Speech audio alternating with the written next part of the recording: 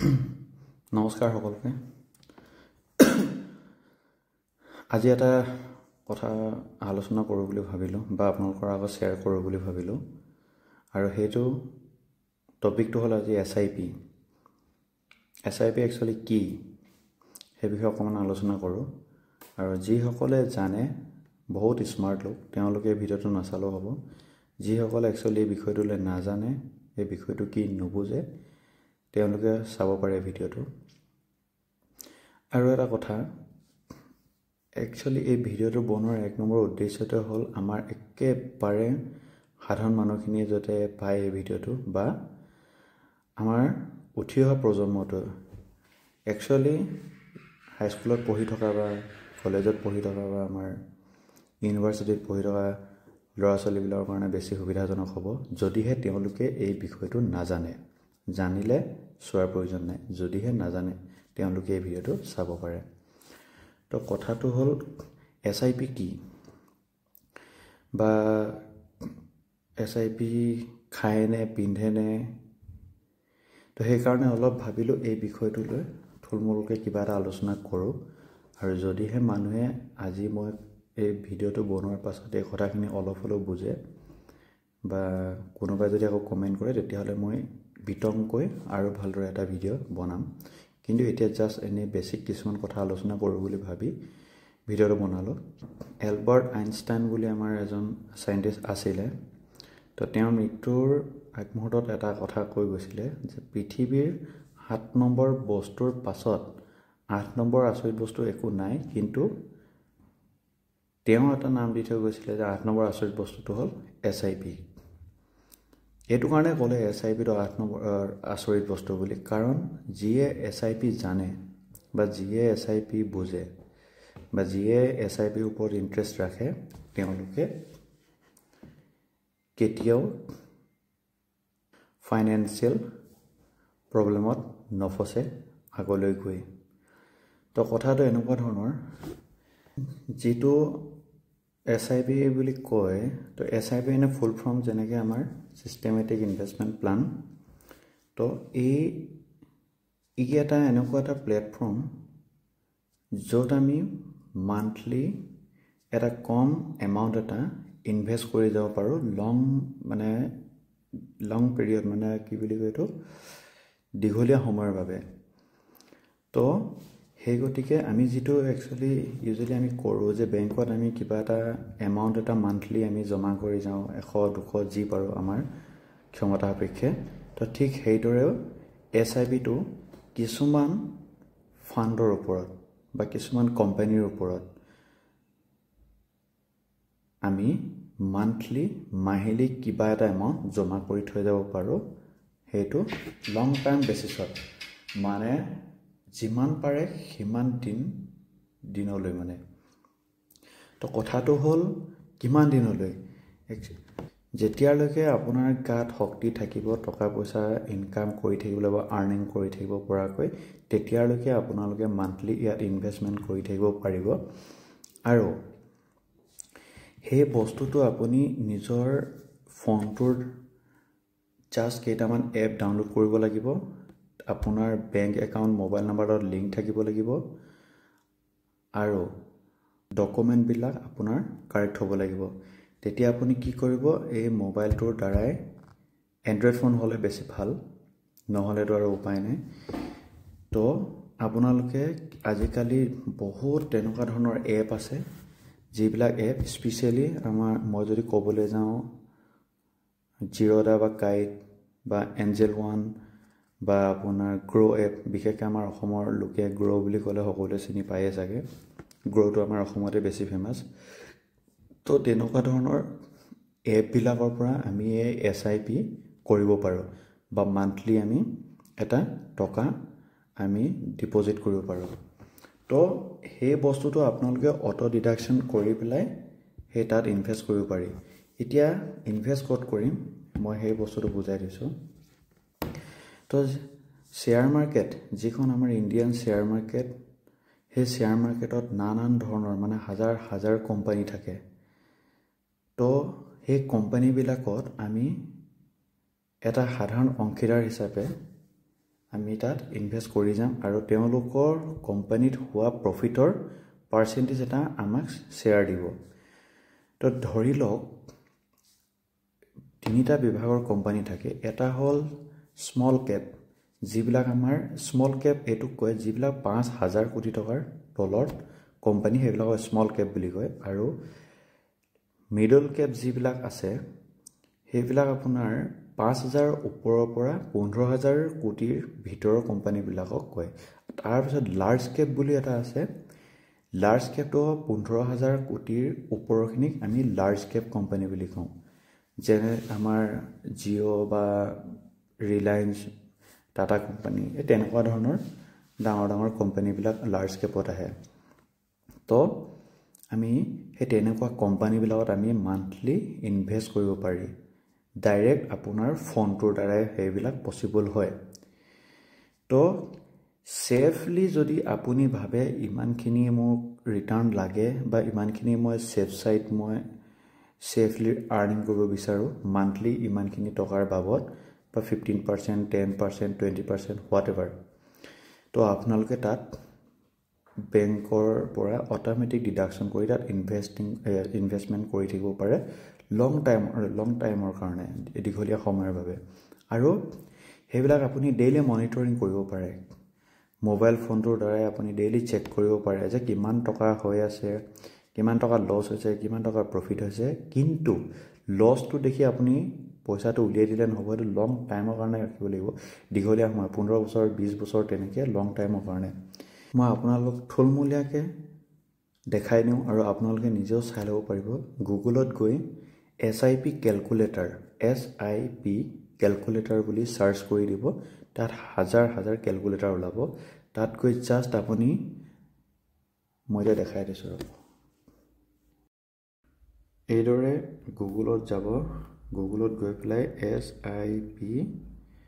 Calculator এইটো ওলাই আছে চাওক এইটো ক্যালকুলেটৰ যিকোনো এটা আপুনি ক্যালকুলেটৰ লৈ ল'ব পাৰে ধৰি লওক এইটো SIP আছে আপোনাৰ এঞ্জেল 1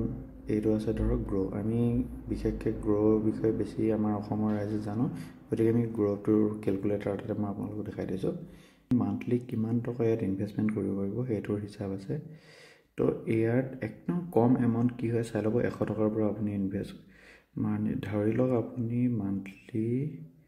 1000 টকা ৰব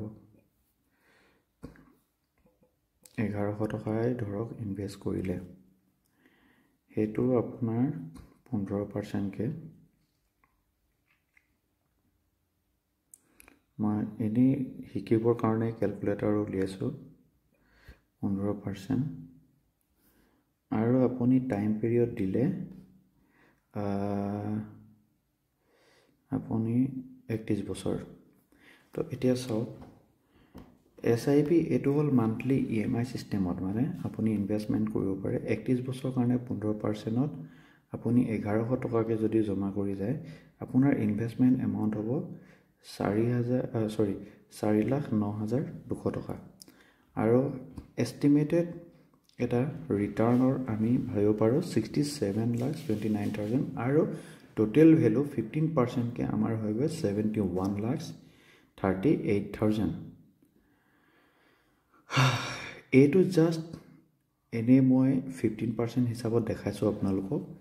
আৰু কোনোবা মাহেকত কোনোবা ইয়াৰত কোম্পানীৰ হয়তো আৰু প্ৰফিট হ'ব তো তেতিয়া আপোনালোকে আৰু পাৰ্চেন্টেজটো বাঢ়ি যাব আপোনালোকক মই জাস্ট বুজিবৰ কাৰণে এই 15% দিছো তো কথা হল তেনেকে আপুনি মাত্ৰ ইনভেষ্টমেন্ট কৰিছে 4 লাখ টকা আৰু এটো হল গৈ আপোনাৰ 76 লাখ আপোনাক মই গ্যাৰান্টি দি গৈছো আমাৰ ইন্ডিয়াত এনেকুৱা কোনো বেংক নাই যত আপোনাক ইমানখিনি বাবদ ইমানখিনি টকা আপোনাক ৰিটাৰ্ণ দিব ইয়াত বহুত জাদু আছে পাছত আপোনালোক আকৌ বিতংকে মই কেতিয়াবা ভিডিও বনালে বুজাম এটা এটো আহিলে লাম্প সাম মানে একেবাৰে আপুনি মুঠ কিবা টকা এটা জমা কৰিলেও পাৰে আপুনি যিমানখিনি আপোনাৰ ক্ষমতা সাপেক্ষে সিমানখিনি আপুনি জমা কৰিব পাৰে এটা ফিক্সড ডিপোজিট এমাউন্ট এটা ধৰি লওক আপুনি ইয়াত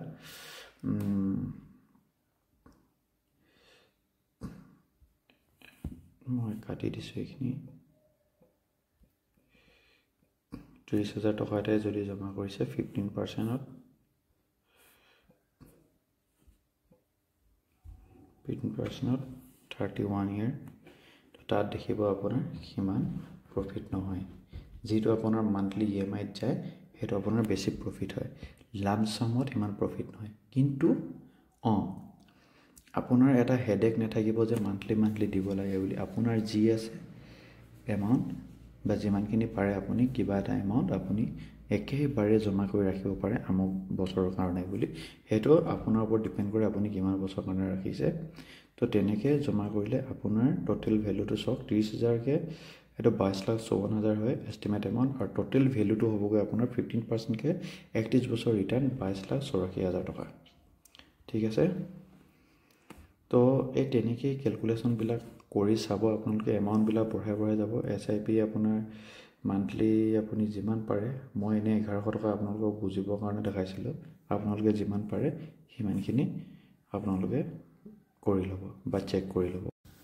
তো আশা কৰোঁ অকণমান হ'লেও কিবা এটা হ'লেও আপোনালোকৰ এই সাবজেক্টৰ ওপৰত কিবা এটা হ'লেও আপোনালোকে বুজিছে যিসকলে SIP বিষয়ে আজিলৈকে শুনা নাছিলে বা নাজানে তেওঁলোকৰ কাৰণে কৈছোঁ তো আপোনালোকে আৰু টাইম ইনভেষ্ট কৰক দিনটো সোশ্যাল মিডিয়াত এনেই উল্টা ফুল্টা কিবা কিবি কৰি থকাতকৈ কিবা এটা শিকক ভালদৰে স্পেশালি SIP টো শিকক প্ৰত্যেকজন আমাৰ মানুহে শিকিব লাগে SIP বিষয়ে ইনভেষ্টমেন্ট এতিয়া কিছুমানৰ হয়তো মই কোৱা কথাবিলাক মূৰৰ ওপৰেদি গৈছে যিসকলৰ মূৰৰ ওপৰেদি গৈছে তেওঁলোকে আৰু অকমান সময় দিয়ক SIP ৰ ওপৰত আৰু ভালদৰে শিকক মই সিৰিয়াসলি কৈছো আপোনালোকে মোক থ্যাংক ইউ নকলো এই ৰেকমেন্ড কৰাৰ কাৰণে এদিন নিজকে আপুনি থ্যাংক ইউ ক'ব কাৰণ আজি আপুনি এই কথাখিনি শিকাৰ বাবে তো স্পেশালি ষ্টুডেন্ট বিলাকক কৈছো এনে অভাৱত আপোনালোকে যিখিনি খৰচা কৰে মান্থলি তাৰ পৰা মাত্ৰ 5% 10% এটা লেছ খৰচা কৰি সেই পইচাখিনি SIP ত ইনভেষ্ট কৰক বা ইনভেষ্ট কৰা তোমালোকে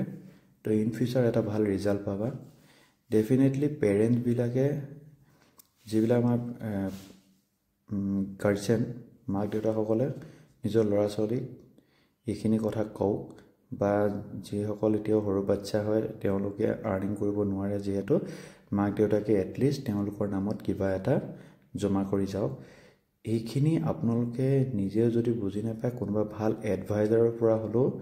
বস্তুখিনি বুজি লওক লৈ পেলাই আজিয়ে এতিয়াৰ পৰা ইনভেষ্টমেন্টৰ কাৰণে ভাবক কিবা এটা সেই বাচ্চাটোৰ কাৰণে তেওঁ যেতিয়া গৈ এদিন 25 বছৰ 30 বছৰ বয়স হ'বগৈ এটলিষ্ট সেই টকাখিনিৰে তেওঁৰ লাইফটো কিবা এটা কৰি ল'বলৈ সক্ষম হ'ব এনে আমি আজি পাৰ ডে নিজৰ ল'ৰাটোক বা ছোৱালীজনী বা ভাইটি ভণ্টিক স্কুল কলেজৰ যোৱাৰ নামত 100 200 বা বাইকখনৰ পেট্ৰলৰ নামত যি টকা দিওঁ তাৰ উপৰিও কিবা এটা এক্সট্ৰা টকা দিওঁ তো হেখিনটো দিবই লাগিব তাৰ কেনেকে কম খৰচা কৰি আমি সেভিং কৰি সেই পইচাখিনি বচাই আমি ইনভেষ্ট কৰো বা আমি কৰবাত জমা কৰো হেতু তোমালোকৰ দায়িত্ব দৰকাৰ হলে মা দেউতাৰ পৰা আৰু 2 টকা খুজি তোমালোকে তাত ইনভেষ্ট কৰা ফকতীয়া পইচা খৰচা কৰি সময় নষ্ট কৰাতকৈ এনজয় কৰক ফুৰ্তি কৰক হেতু এটা বেলেগ চেপ্টাৰ কিন্তু যিমানখিনি পাৰে অলপ লেছ কমকৈ খৰচা কৰি পেলাই আপোনালোকে টকাখিনি জমা কৰা কথা হ'ব ইন ফিউচাৰ বহুত সুবিধা হ'ব তোমালোকলৈ পঢ়া-শুনা ক্ষেত্ৰত হওক বা ফিউচাৰটো বা কেৰিয়াৰটো গঢ়াৰ বাবে কাৰণ এইখিনি কথা এটো কাৰণে কৈছো মোৰ সময়ত মই যেতিয়া এজন ষ্টুডেন্ট আছিলো ষ্টুডেন্ট থাকোতে মোক কোনো তেনেকুৱা গাইড কৰিবলৈ নাছিলে মোৰ মা দেউতা নিজে বহুত মানে কি বুলি কওঁ বাৰু ইমান মানে এইবিলাক ক্ষেত্ৰত ফাইনান্সিয়াল বিভাগত ইমান মানে তেওঁলোকে ভাবি নাপাইছিলে বা মোৰ পৰিবেশত তেনেকুৱা জনা বা তেনেকুৱা বুজোৱা মানুহ গাইড কৰা মানুহ কোনো নাছিলে এইখিনি আজি মোৰ নিজৰ জীৱনৰ এক্সপেৰিয়েন্স মোৰ জীৱনৰ অভিজ্ঞতাৰ ফালৰ পৰা কথাখিনি কলো যদি এই ভিডিওটোৰ পৰা এজন হলেও মানুহৰ উপকাৰ যদি হয় তো মই নিজকে থ্যাঙ্কফুল বুলি ভাবিম আৰু যদি আপোনালোকে ভাবে এইবিলাকৰ ওপৰত কিবা বিতংকৈ ক'ব লাগে বুলি অসমীয়া ভাষাতে তেন্তে হলে অবিয়াসলি আপোনালোকে মোক কমেন্ট কৰি দিব মই বিতংকৈ ভালদৰে এই বিষয়টোৰ ওপৰত ভিডিও বনাম SIPৰ ওপৰত, শ্বেয়াৰ মাৰ্কেটৰ ওপৰত, বা আমাৰ ফাইনেন্সিয়েল প্লেনিঙৰ ওপৰত, বা আমাৰ এইবিলাক ইঞ্চুৰেঞ্চ পলিচিৰ ওপৰত ভিডিঅ' বনাব। যদিহে আপোনালোকে কয় তেতিয়াহ'লে বনাই মই যিখিনি পাৰোঁ শ্বেয়াৰ কৰিম আপোনালোকৰ আগত। তো ঠিক আছে, থেংক ইউ।